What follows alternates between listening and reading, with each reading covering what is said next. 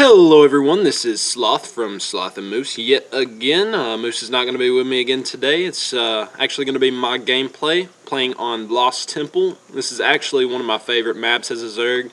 There's a couple reasons for that. I like the safe natural. It's got a really narrow choke, which is really nice it's really easy to hold down as a Zerg player.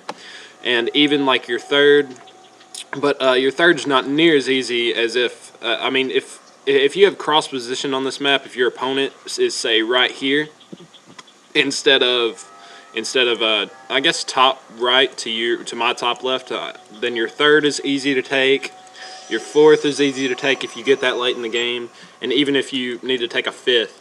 But actually just got done playing this game and decided to cast it. I'm trying to get as much content out there as possible. We're trying to get a lot more views, trying to get a lot more publicity. We want people to like our stuff, and I guess doing these commentaries makes me better at commentating, makes our channel grow, so that's all we really want, guys. So here we go. This is Lost Temple. My opponent is going to be the Protoss player Batty. He is either gold or platinum. I actually didn't look, but it said he was slightly favored, and I am actually dropped down to gold because I suck at this game.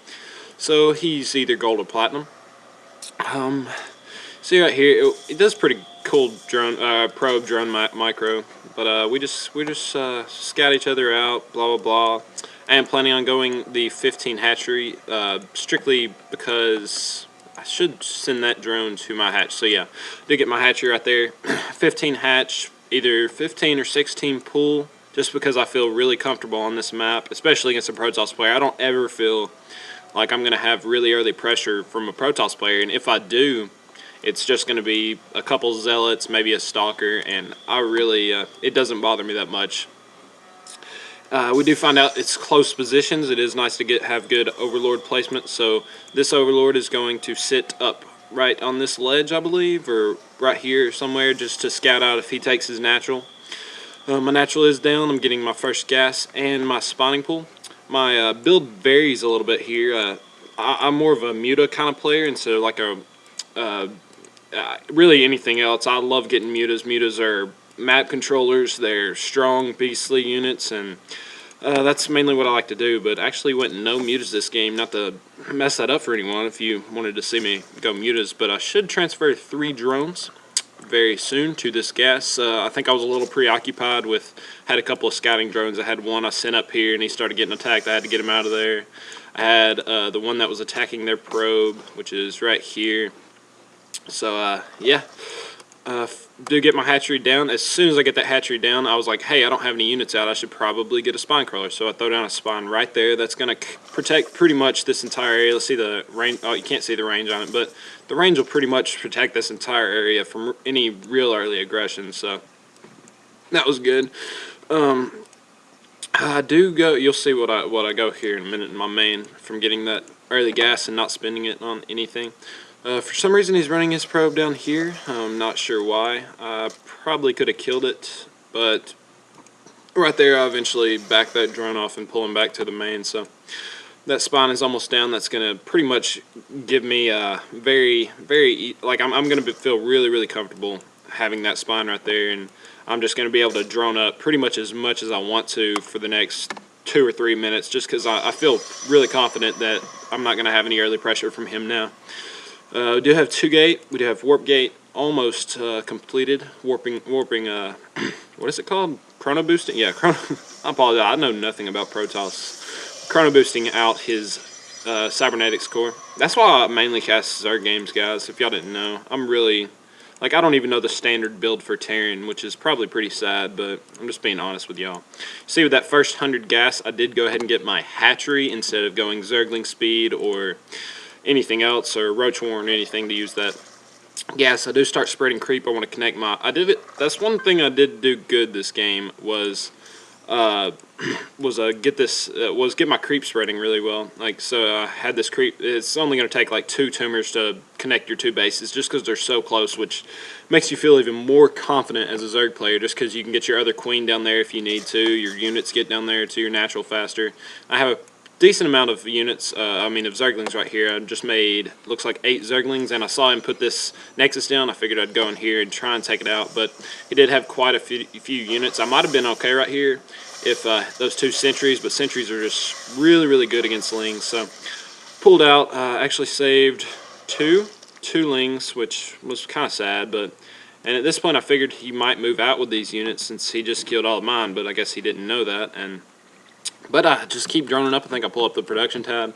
I do have my creep going, blah, blah, blah. I've got 1, 2 creep tumors moving. This one right here should go to here eventually, and then I'll have 3 going toward his main. So that is one of the good advantages of these 2 spawn placements on this map is you can get your creep over there very quickly. He is really oversaturated, which is actually a good sign for a Protoss player, especially since he's got his expansion. As soon as this Nexus goes up, he will be transferring, I assume. Couldn't know that for sure because, of course, I just played this game and I don't know. So, do kill this probe. I did decide actually to go Roach Hydra this game, which actually is not my favorite thing to go, just because I like having map control with the mutas, but I did see that he was going mainly the gateway units, and what's better against gateway units than Hydras? So Roach Hydra, they just complement each other really well. Roaches sit up in front and tank a lot of damage, and Hydras just sit back and absolutely annihilate everything else. So he did get an immortal out. I'm not sure why. I don't think he saw it. He might have saw these roaches with that probe, but I don't think he did. But he did get 1 immortal out. We're seeing 8 more drones from me. I'm just droning up really hard. Let's see the income tab right here.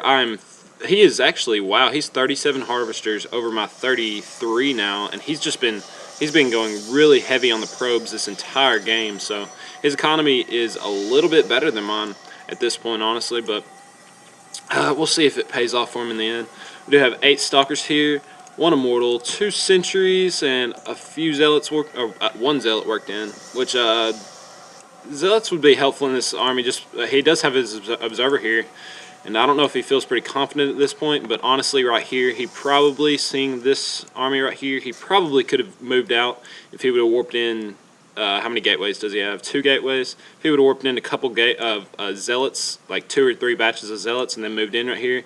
But my Hydras did just get done, so I've got a pretty good Ling Roach Hydra army for how early it is in the game. You see my creep spread has gone all the way to his natural now almost. He does have a forge out now, getting upgrades.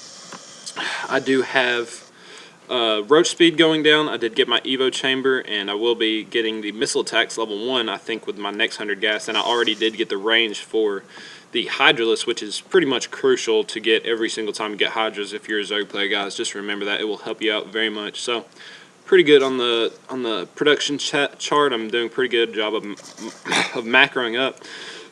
So yeah, like I said, the missile attack's going down.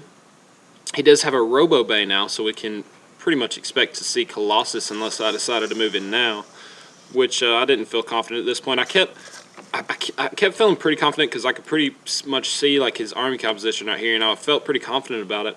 But I would keep making like units. Like I think I said with these 20 Zerglings right here, I said, okay, I'm gonna move in whenever I get those 20 Zerglings out. And then I think it was like a thing of roaches, and then a thing of Hydras. I was like, I'll go then. But really, I think I was waiting for this missile attack level 1 to finish because that would boost the damage so much on that on that Protoss army. And this is all he really has right here. And I don't know if he can really feel confident against what I have, especially since those 20 Zerglings.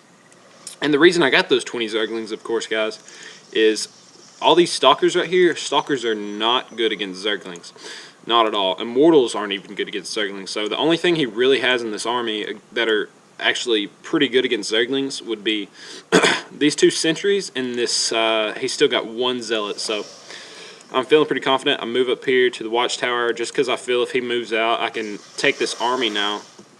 But I don't want to move in on him yet because I'm still waiting on this level 1 upgrade. So I do pull back. I probably could have engaged right there, but I decided not to. So yeah, we're looking pretty good at this point.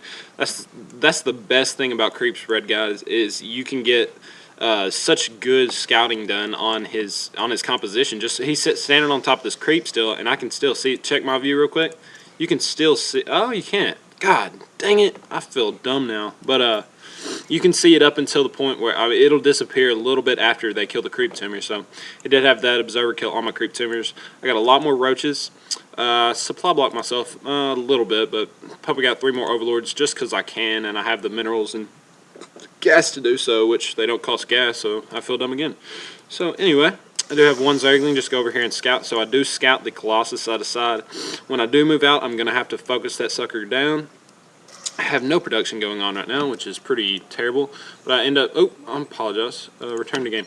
I do have 7 Hydras coming out, and this was what I was talking about. I was waiting on all of these roaches, and then I was waiting on these 7 Hydras, and then I was like, okay, then I'll feel really confident, and I think I'll be alright to move out. So he's got a decent army right here. It's probably a little small considering he's been on 2 base for quite some time. His macro is a little behind. 3 gates, well, 4 gates, I guess that's not terrible. 4 gates in a robo facility, plus he's pumping out upgrades at his forge, and he's getting the upgrade for the Colossus. He does move out right here. I do pull my units back when I realize it. I have terrible reaction time, so yeah, right there. We're looking alright right now, so going here, I get it pretty much as close as possible with my units just because I felt I had such a huge advantage. I focused down this Colossus pretty early, and then just take out the rest of his units. So you can see my epic 200, 300. Yeah, I have pretty good APM. I mean, 59 is not a good average, but I was feeling pretty confident right there, going up to like 300. That was actually the first time I've ever watched myself go over 300. So I'm not bragging or anything, but I'm impressed with myself. Yeah, he left as soon as he lost that battle. He knew he just couldn't get enough units out in order to deal with, what did I have left? I had